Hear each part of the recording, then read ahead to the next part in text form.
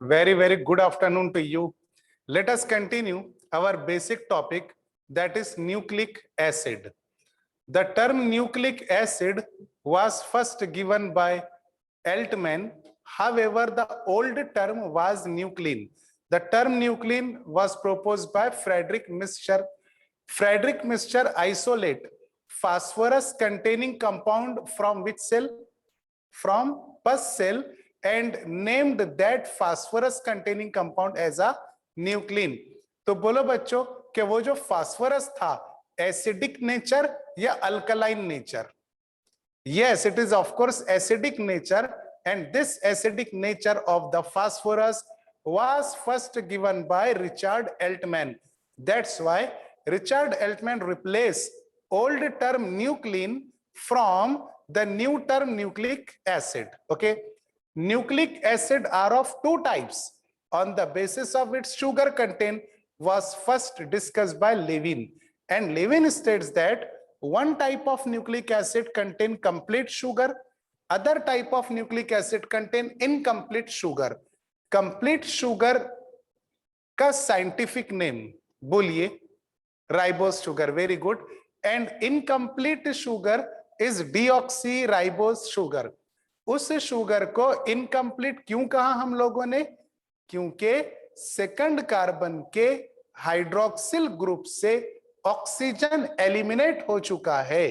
Elimination means deoxyribose sugar. So there are two types of nucleic acid, DNA as well as RNA. चलो बच्चों, एक आखिरी सवाल पूछकर मैं आपसे आगे बढ़ता हूं. DNA and RNA, which of the nucleic acid is more stable and which nucleic acid is more reactive? More stable? Very good. DNA is more stable. सब लोग करेक्ट आंसर दे रहे हैं. Very nice, very good, correct. हाँ, अब बताइए कि more reactive कौन होता है? RNA is more reactive. Very nice, very good बेटा. ओके, अब देखिए. Okay, stop the comment box. अब समझने की कोशिश करें. हमने लास्ट लेक्चर को एंड जिस पॉइंट पे किया था वो बहुत ही ज्यादा इंटरेस्टिंग फैक्ट है. हमने एंड इस बात पे किया था कि भाई न्यूक्लिक एसिड में DNA is more stable, RNA is less stable. More stable nucleic acid means DNA act as a genetic material, and less stable nucleic acid, that is RNA, act as a non-genetic material. Okay, and non-genetic material, that is RNA, has been classified into three types: messenger RNA, transfer RNA, as well as ribosomal RNA. फिर हमने ये भी देखा कि Lewin के बाद जब कोजेल साहब आए तो Kossel give the concept of nitrogen base, which is the third component of nucleic acid. Nitrogen base has been classified into two types: purine and pyrimidine. Purine is double ring structure, pyrimidine is single ring structure. Purine having two representative member, adenine and guanine. Pyrimidine having three representative member, cytosine, thymine and uracil. This capital alphabet are the symbol to represent basic type of nitrogen bases. As there are 5 nitrogen bases, 2 belongs to purine and 3 belongs to pyrimidine. अब देखिए कि हम nucleic acid का जो compound है, इस compound में बच्चों 3 कंपोनेंट थे. First component phosphorus, second component sugar and third component is nitrogen base. Nitrogen base हमारे पास में 5 है. 5 में से किसी भी एक को आप यहां कंसीडर करेंगे. पांचों के 5 नाइट्रोजन बेस एक साथ आप इस पोजीशन पे नहीं ले सकते। अब ये कोजल का बैकग्राउंड डिस्कवरी होने के बाद कोजल ने एक और बड़ी अच्छी चीज बताया। This is all the contribution given by Albrecht Kossel. He also awarded Nobel prize in 1910. Now next contribution in the field of nucleic acid given by Kossel. Kossel की नेक्स्ट कंट्रीब्यूशन और वो ये है कि nucleic acid is a polymer. इस point को समझें। We have two different type of nucleic acid, DNA as well as RNA. यहां पे दोनों न्यूक्लिक एसिड को कंबाइन करके कहा गया कि भाई दोनों न्यूक्लिक एसिड पॉलीमर कंपाउंड है। Polymer means the compound which consisting on so many repeated units is known as polymer. So many repeated unit, each repeated unit is known as monomer. Each repeated unit is called as monomer. And in case of nucleic acid, monomer has a special name. The name of monomer is nucleotide. ये term आपको बहुत अच्छे से ध्यान में रखना है। मैं आपको एक एग्जांपल देता हूं। देखिए आप बोर्ड की तरफ, आपने कई मर्तबा हार देखा होगा, फूलों का हार, गार्लैंड जिसे हम कहते हैं। हम शादी होती है तो जो दूल्हा दुल्हन होते हैं उनको हार पहनाते, या फिर कई मर्तबा इस हार का हम यूज करते हैं। तो वो जो गार्लैंड होता है बच्चों, हार किस तरह से बना हुआ होता है? एक रस्सी की डोर होती है और इसमें फ्लावर्स को कंबाइन कर दिया जाता है इस तरह। ये जो गार्लैंड है ये है पॉलीमर, क्योंकि इसमें बहुत सारे यूनिट रिपीट हो रहे हैं और रिपीटेड यूनिट को नाम दिया जाता है monomer. Single unit is called as monomer. यहां पे मैं आपसे पूछूं कि भाई कौन सा यूनिट मैनी टाइम्स रिपीट हो रहा है, तो आप क्या आंसर देंगे? Which is the repeated unit? Monomer तो इसका जनरल नाम है, लेकिन स्पेशल कौन रिपीट हो रहा है? Flower. Exactly, very nice Harshad Sharma, very nice, very good बेटा। तो फ्लावर, यहां पे मोनोमर एक जनरल नाम है। जो भी यूनिट, आप समझिए पहले, जो भी यूनिट बार बार रिपीट होगा उसे आप जनरल नाम देंगे मोनोमर, लेकिन उसका स्पेशल नेचर भी कुछ ना कुछ रहेगा। तो स्पेशल नेम यहां पे क्या है? मोनोमर का फ्लावर। सेम इसी तरह इस गार्लैंड की तरह न्यूक्लिक एसिड भी पॉलीमर होता है। Like this strand, it is nucleic acid. In this nucleic acid single type of unit repeat many times, so entire chain is known as polymer. Complete chain को आप general नाम क्या देंगे? Polymer. Special नाम क्या है बच्चों इसका? Nucleic acid. सेम इसी तरह इस चेन में जो सिंगल यूनिट बार बार रिपीट हो रहा है, इसको जनरल नाम आप देंगे मोनोमर, लेकिन इसका स्पेशल नाम रखा जाएगा न्यूक्लियोटाइड। आप लोग इसको बोलते जाएं बार बार आपकी जबान से। आप जितनी मर्तबा इसको रिकॉल करेंगे, कंसेप्ट उतनी जल्दी आपके माइंड में बच्चों परफेक्ट बैठ जाएगा और आपको इंटरेस्ट आ जाएगा इस टॉपिक में। जैसा मैंने स्टार्ट करने से पहले बताया था कि सिर्फ स्टूडेंट ही नहीं, कई टीचर्स ऐसे हैं जो ये टॉपिक को बहुत ज्यादा डिफिकल्ट समझते हैं। क्यों? क्योंकि उनका बेसिक कंसेप्ट क्लियर नहीं हो पाते स्टूडेंट्स के। मैं ये चाहता हूं कि मैं जिन बच्चों को पढ़ाऊं, जो स्टूडेंट मुझसे पढ़ करके टॉपिक जाए, तो मार्केट में, सोसाइटी में किसी भी इंसान ने उन पर ऑब्जेक्शन नहीं उठाना चाहिए कि आपके सिलेबस में न्यूक्लिक एसिड है और आपको न्यूक्लिक एसिड का ये पार्ट नहीं आता। आपको हर चीज आना चाहिए स्टूडेंट। आपने किसी भी क्वेश्चन को बहुत अच्छे से एक्सप्लेन करना चाहिए, ऐसा हमारा हमेशा टारगेट होता है। तो आप लोग देखिए कि द न्यूक्लिक एसिड है, entire chain is called as polymer. Polymer and monomer are the general name. Here polymer is specific यानी खास, polymer is specifically nucleic acid and its repeated unit, that is monomer, is nucleotide. So according to Kozal, nucleic acid is polymer and each polymer having n number of monomer. This monomer is known as nucleotide. अब Kozal बताते हैं कि monomer किस तरह से design होता है. Yes. So we are talking about monomer. The name of monomer is nucleotide. Single unit की बात हो रही. This nucleotide is made up of 3 different components. Board की तरफ एकदम ध्यान से देखिए student. Nucleotide is made up of how many components? 3 components. The first component is nitrogen base. Second component is sugar and third component is phosphoric acid. Phosphoric acid जिसको आप H3PO4 भी mention कर सकते हैं.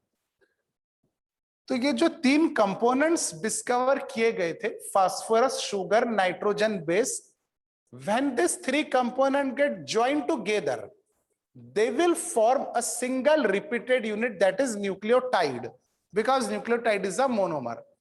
Now nitrogen base are of 5 types: adenine, guanine, cytosine, thymine, uracil. इन 5 में से आपको कोई भी एक नाइट्रोजन बेस यहां पे लेनी है. तो एग्जांपल आपने यहां पे लिया एडेनिन. एडेनिन को बॉक्स में हम रिप्रेजेंट करते हैं एज अ कैपिटल ए.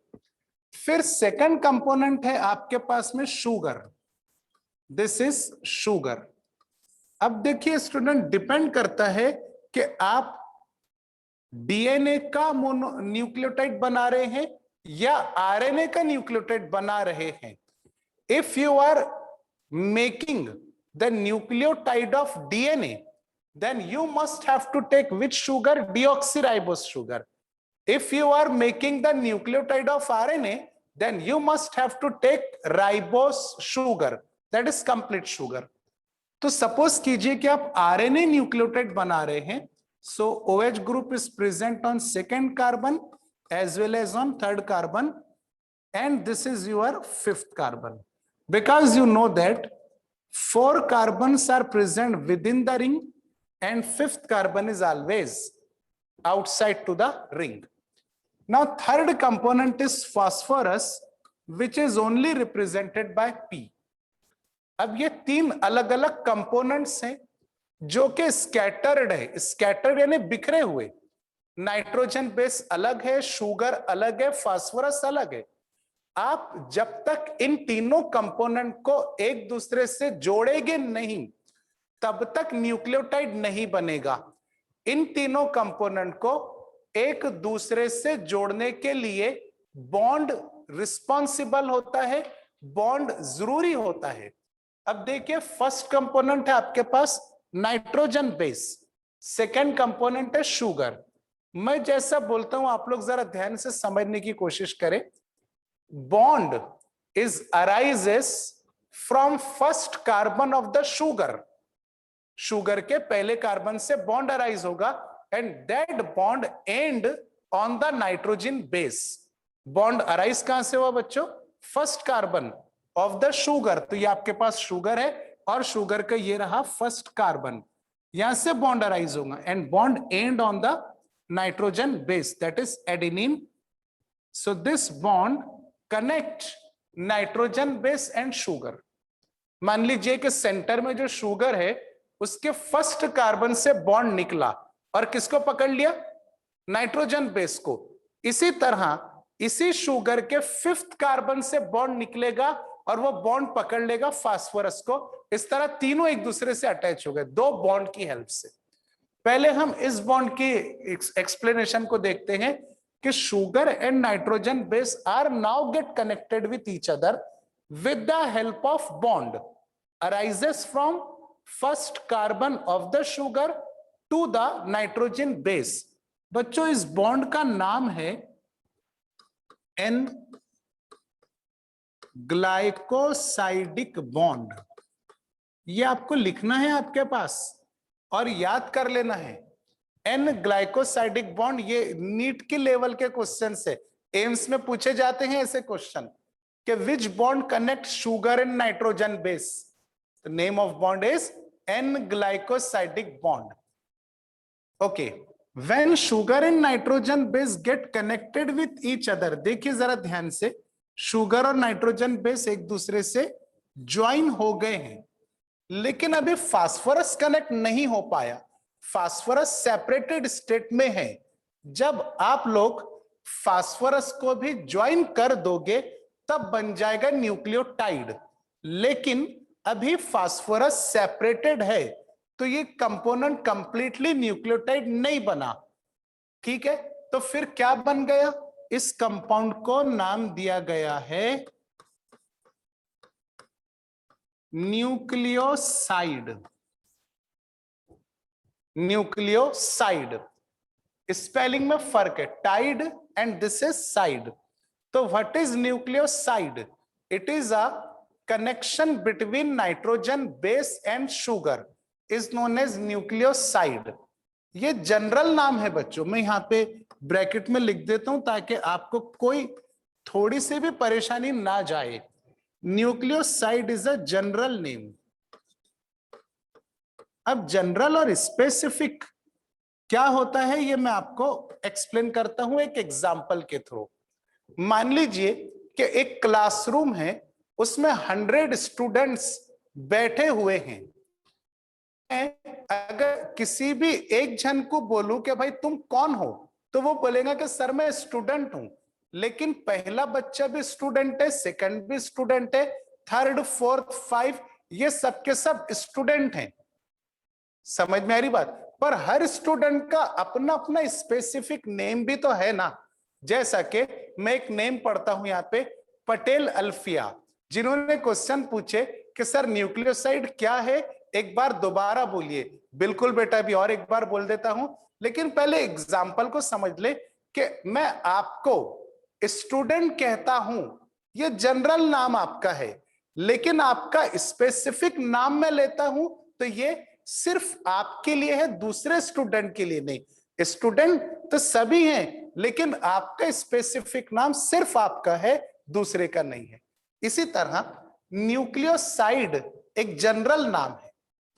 अब स्पेसिफिक नाम डिपेंड करता है कि आपने नाइट्रोजन बेस कौन सा लिए। मान लीजिए कि आपने नाइट्रोजन बेस लिया एडेनिन, तो एडेनिन प्लस शुगर, स्पेसिफिक नाम हो जाएगा बच्चों एडिनोसिन। मैं इसको दूसरे कलर से लिखता हूं ताकि आपको अच्छे से समझ में आ जाए। So let us write with some white colour,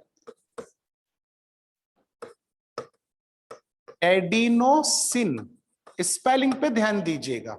मान लीजिए कि अब मैं यहां पर एडेनिन को निकालकर ग्वानिन लिख देता हूं। पहले नाइट्रोजन बेस जब एडेनिन था तो नाम आ गया एडिनोसिन, न्यूक्लियोसाइड का नाम। लेकिन अब मैं एडेनिन को रिप्लेस करता हूं जी से, यानी ग्वानिन से, तो बच्चों न्यूक्लियोसाइड का नाम हो जाएगा ग्वानोसिन। आखिरी में सफिक्स आया SINE, SINE, क्योंकि एडेनिन और ग्वानिन दोनों भी मेंबर हैं प्यूरिन के। तो प्यूरिन के मेंबर्स जब शुगर से कनेक्ट होते हैं, सफिक्स लगता है SINE। ओके, वैष्णवी का एक क्वेश्चन है, इट्स रिलेटेड टू ATP। हाँ बिल्कुल, it is related to ATP। मैं एक्सप्लेन करता हूं, थोड़ा सा मुझे ये इलेबोरेट एक बार करने दीजिए आप। Now if adenine guanine are replaced by cytosine, अगर यहां पे हम लोग साइटोसिन लेते हैं, एक ही जगह कैपिटल C लेते हैं, तो it will become cytidine. Suffix पर गौर कीजिए आप, सफिक्स कौन सा आ गया? DINE, dean. अगर थाइमीन आपने यहां पर कंसिडर किया तो यह आ जाएगा थाइमीडीन। और अगर आप यूरेसिल कंसिडर करते हैं, एक ही जगह यू लिखते हैं, तो ये हो जाएगा uracil, Yuri, sorry, it will become uridine, uridine, तो सफिक्स आ रहा है DINE, DINE. DINE suffix comes when you are taking the member of pyrimidine instead of purine. अगर प्यूरिन का मेंबर ले गया आप तो सफिक्स आएगा SINE. पायरिमिडिन का मेंबर नाइट्रोजन बेस की जगह लोगे तो सफिक्स आएगा DINE. ठीक है, अब देखिए एक बात और समझ ले कि आपके जो क्वेश्चंस होते हैं बेटा कमेंट बॉक्स में आप जो लिखते हैं, तो जब मैं एक्सप्लेन करता हूं एट अ टाइम वो क्वेश्चन नहीं देख पाता, क्योंकि अगर मैं देख भी लूं क्वेश्चन आपका तो एक्सप्लेनेशन अलग चल रहा होता है, आपका क्वेश्चन अलग है। इसके लिए हम लोग क्या करेंगे कि आखिरी के 5-10 minute special question answer session रखेंगे। तो मैं खुद आपको यहां से अनाउंस करूंगा कि आपके क्वेश्चन टाइप कीजिए, एक एक स्टूडेंट ने क्वेश्चन टाइप करना है, मैं उसका एक्सप्लेनेशन आपको देता चले जाऊंगा। इससे क्या होगा कि रनिंग एक्सप्लेनेशन भी आपके समझ में आएगा और आपका जो डाउट है वो भी आपको क्लियर हो जाएगा। नहीं तो क्या होगा बच्चों कि इधर एक्सप्लेनेशन चल रहा है, आप क्वेश्चन टाइप कर रहे तो ना ये समझ में आया और ना ही क्वेश्चन का आंसर मिला, तो इसमें मैं भी परेशान कि भाई मैं अपने स्टूडेंट को आंसर नहीं दे सका, और आप भी परेशान क्योंकि क्वेश्चन लिखने के चक्कर में आपने एक्सप्लेनेशन को मिस कर दिया। तो हम दोनों कोऑपरेटिव वर्क करते जाएंगे। चलिए पहली एक्सप्लेनेशन देख लेते हैं कि न्यूक्लियोटाइड क्या होता है। Single unit of nucleic acid is nucleotide. It is made up of 3 component, nitrogen base, sugar and phosphorus. Nitrogen base and sugar are called as nucleoside. Phosphorus अभी कनेक्ट नहीं हुआ, फास्फोरस अगर कनेक्ट हो जाएगा तब आप नाम देंगे न्यूक्लियोटाइड. ठीक है, nucleoside is a general name, specific name depends on the type of nitrogen base. For adenine nucleoside is called as adenosine. For guanine it is guanosine, cytidine, thymidine, uridine. Clear? अब हम देखते हैं student कि बीच में कौन सा molecule है, sugar. Sugar के ने एक हाथ से किसको पकड़ लिया, नाइट्रोजन बेस को, तो बन गया न्यूक्लियोसाइड. अब शुगर ने एक हाथ से पकड़ लिया फास्फोरस को, तो तीनों कंपोनेंट ज्वाइन हो जाएंगे. The bond arises from 5th carbon of the sugar and on phosphorus. तो देखिए जिसको मैंने छुपा दिया हूं उसको छोड़ दो, ये जो कंप्लीट स्ट्रक्चर है ये है nucleoside. Nucleoside bond phosphorus, bond मतलब अटैच हो गया, अटैच्ड मींस बॉन्ड. तो nucleoside when connected to phosphorus now it will become nucleotide. Okay, तो यहां पे मैं एरो देता हूं, it is equal to nucleotide. अब इसी न्यूक्लियोटाइड को आप लोग नाम दे सकते हैं. देखिए जरा ये बहुत इंटरेस्टिंग लेकिन टेक्निकल चीज है. जैसे कि वैष्णवी ने क्वेश्चन पूछी एटीपी का, वो क्लियर हो रहा है भी यहां पे. इस स्ट्रक्चर का नाम क्या है बच्चों, न्यूक्लियोसाइड. अगर मैं यहां पर एडेनिन लेता हूं तो स्पेशल नाम क्या आ जाएगा, एडिनोसिन. एडिनोसिन को एक फास्फोरस कनेक्ट कर दिया, just a second, adenosine is connected by 1 phosphorus, तो ये बन गया adenosine monophosphate. Correct, adenosine monophosphate. अगर मैं यहां पर एक और फास्फोरस कनेक्ट कर दूं तो कितने फास्फोरस हो गए बच्चों, 2. दोनों फास्फोरस कनेक्टेड किधर है, एडिनोसिन पर, तो it will become adenosine diphosphate. आखिरी फास्फोरस अगर मैं कनेक्ट करूं, 3rd फास्फोरस, तो now it will become what, adenosine triphosphate, which is known as energy currency. Okay, and this energy is produces in huge quantity inside the mitochondria. So mitochondria is also known as, बताइए comment box में, mitochondria produces huge amount of energy, that's why mitochondria is also known as. very good, zohafrin, Daniyal Khan, Amira, very good बेटा. Power house of the cell सबको पता है, very nice. तो mitochondria is called as powerhouse of the cell. In this ATP, there are 3 phosphorus connected by 3 bond. The first bond between 5th carbon of sugar and phosphorus is known as alpha bond. Second bond between first and second phosphorus is known as beta bond. And third bond between second and third phosphorus is known as gamma bond. इनका energy content हम respiration के basic में देखेंगे. हम ये भी देखेंगे कि भाई अल्फा बॉन्ड को स्ट्रेट क्यों बनाया गया, बीटा बॉन्ड और गामा बॉन्ड वेव शेप के क्यों बनाए गए, ये भी हम रेस्पिरेशन के बेसिक में स्टडी करेंगे. अभी जो हमारा रनिंग टॉपिक है पहले उसको कंप्लीट कर ले. तो न्यूक्लियोसाइड को फास्फोरस जोड़ दिया गया, ये क्या बन गया बच्चों, nucleotide. Nucleotide is also called as nucleoside monophosphate. Short form में एमपी लिख दिया मैंने, मतलब मोनोफॉस्फेट. अब ये जो स्ट्रक्चर है आपका, adenosine is connected by 1 phosphorus, तो it is called as adenosine monophosphate. And this adenosine monophosphate is also called as, it is also called as adenylic acid. Adenylic acid. देखिए वर्ड यूज करें acid, क्यों, क्योंकि phosphoric acid connect हो गया ना, तो it is called as adenylic acid. Nucleotide of adenine is called as adenylic acid. अब guanosine is connected by 1 phosphorus. It is known as what? It is known as guanosin monophosphate. This guanosin monophosphate, it is also known as, guanosin monophosphate is also known as guanylic acid. Guanylic acid. Okay. Cytidine connected with 1 phosphorus, it is known as cytidylic acid. पहले तो general नाम cytidine monophosphate. Cytidine monophosphate is also known as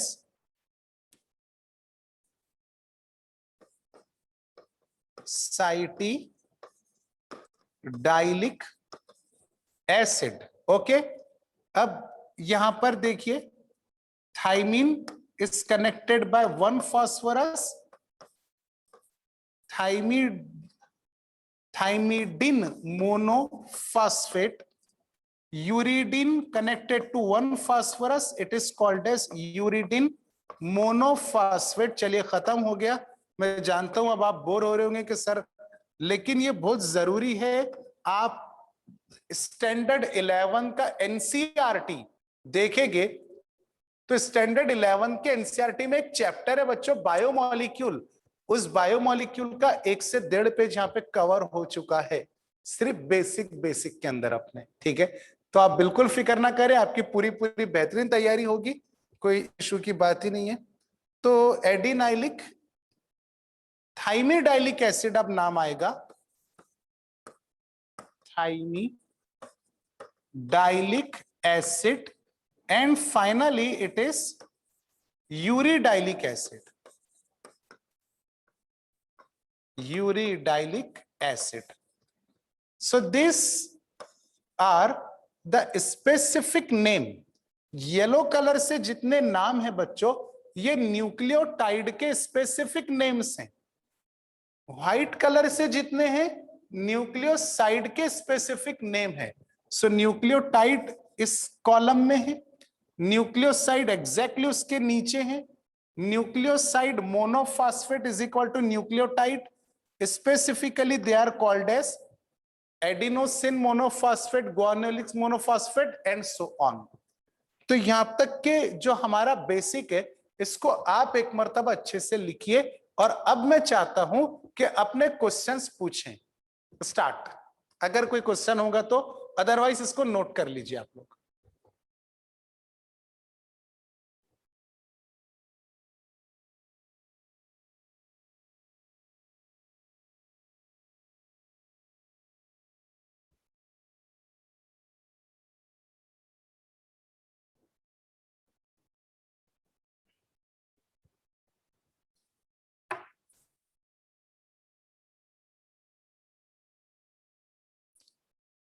Navira sir please side okay.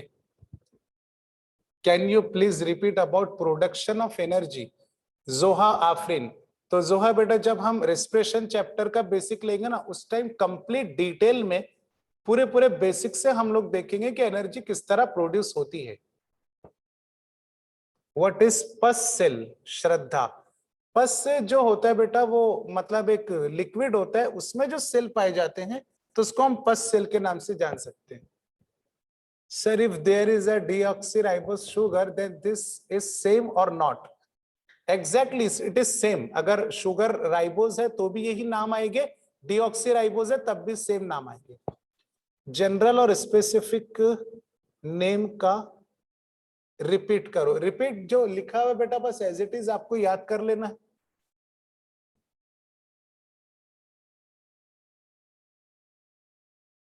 Sir आप दिख नहीं रहे मैं side में हूं कैमरे के, आप लोग बोर्ड वर्क कर रहे हैं ना इसलिए मैं सामने नहीं हूं। पूरा ब्लैक हो गया वो बेटा, कुछ प्रॉब्लम होगा आपके मोबाइल का या कैमरे का, एक बार देख लीजिए।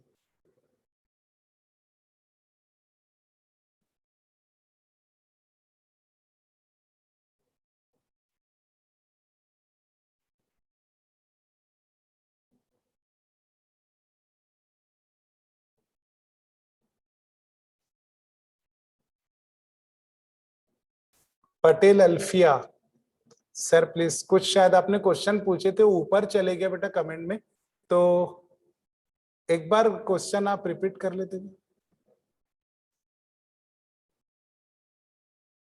Anjali can we call amino acid as where? हाँ बिल्कुल बेटा, अमाइनो एसिड मोनोमर होते हैं प्रोटीन के। An numbers of amino acid जब कंबाइन हो जाएंगे तो पॉलीपेप्टाइड चेन फॉर्म होगी and that polypeptide chain is called as protein. So amino acid is a monomer of protein. Sir about when only sugar and phosphorus is joined? हाँ ये question है श्रद्धा तिवारी कि अगर शुगर और फास्फोरस कनेक्ट हो गए तो उसे क्या नाम देंगे? उसे कहा जाएगा बेटा शुगर फास्फेट बैकबोन। बैकबोन मतलब रीढ़ की जो हड्डी होती है तो उसे सिर्फ शुगर फास्फेट बैकबोन कहते हैं। Sir why the bonds are alpha beta gamma?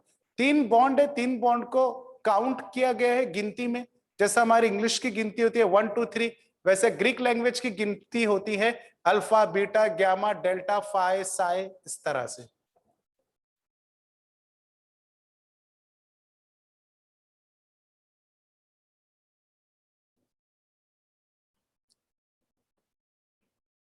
Amino acid के बॉन्ड को क्या नाम देंगे? Peptide bond.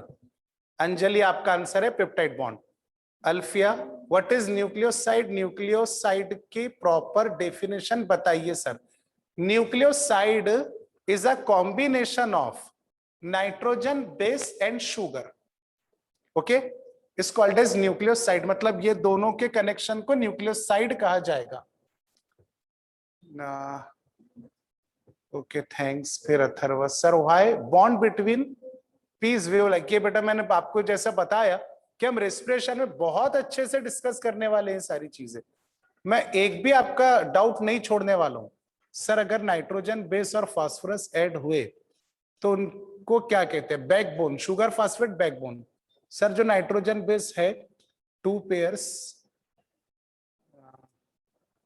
कहा गया और अरेंज रहते हैं, वो डबल स्टैंडर्ड मॉलिक्यूल में आएगा बेटा नेक्स्ट लेक्चर में। How many molecules are there in ATP? How many molecules मतलब ये डिपेंड करता है कि आप रेस्पिरेटरी सबस्ट्रेट कौन सा लेंगे। Sir please repeat again definition of nucleoside. लिख लो बेटा आप लोग, combination of nitrogen base and sugar.